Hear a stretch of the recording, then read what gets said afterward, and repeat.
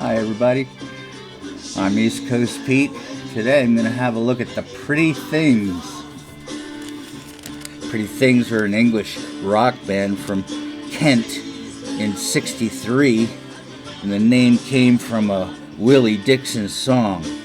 They began as pure R&B until the late '60s when they went psychedelic. Their SF Sorrow was the first rock opera preceding Tommy, The Who.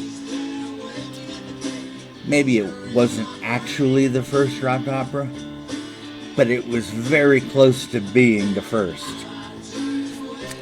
They turned to hard rock in the '70s, new wave in the '80s, but international attention overlooked them. Little Boy Blue and the Blue Boys, with Dick Taylor, Keith Richards, and Mick Jagger, and Brian Jones showed up and took the Blue Boys under his wing in '62.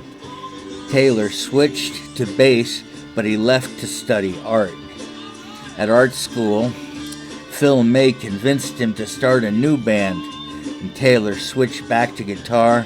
May sang and played harmonica.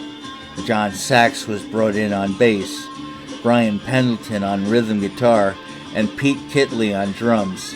And then Kitley was replaced by Viv Andrews. A record contract was signed with Fontana Records. The Pretty Things was born. At first, they covered Bo Diddley and Jimmy Reed. There was charting success with their originals. Rosalind went to number 41. Don't Bring Me Down went to number 10. And Honey, I Need To went to 13. But there were no U.S. hits. But they achieved success at home and in Australia, Germany, and the Netherlands. They have the longest hair the 60s had yet seen.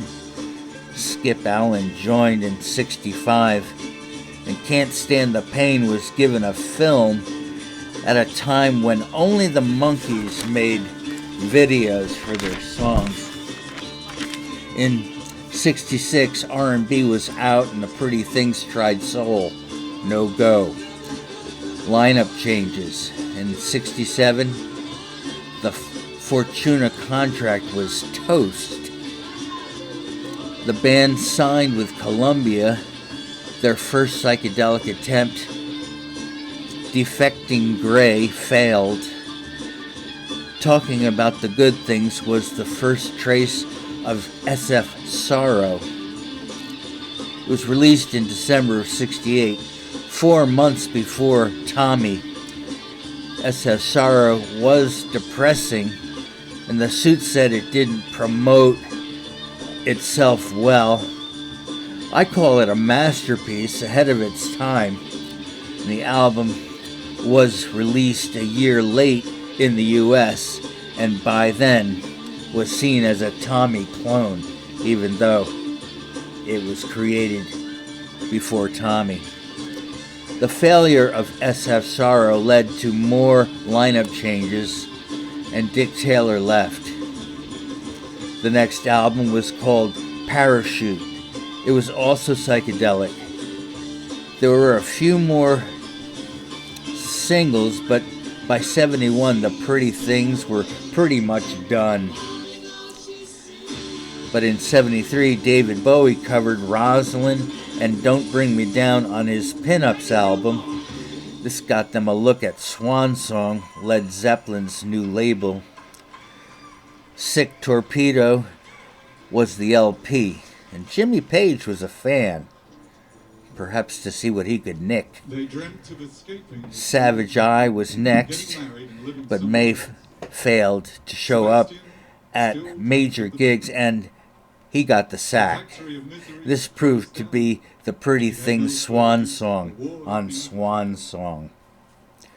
The new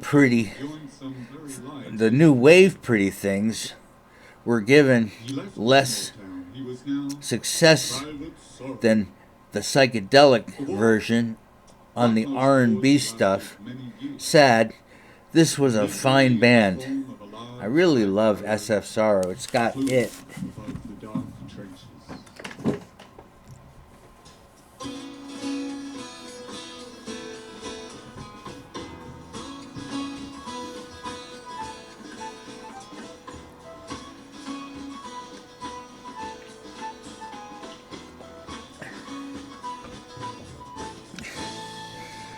The show you're watching is actually the first time that this rock opera has ever been played live by the Pretty Things.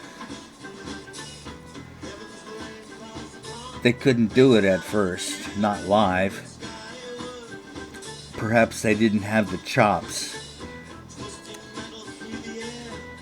But 30 years later, they decided to try it again, and they've got some extra help. I believe Dave Gilmour's in there somewhere.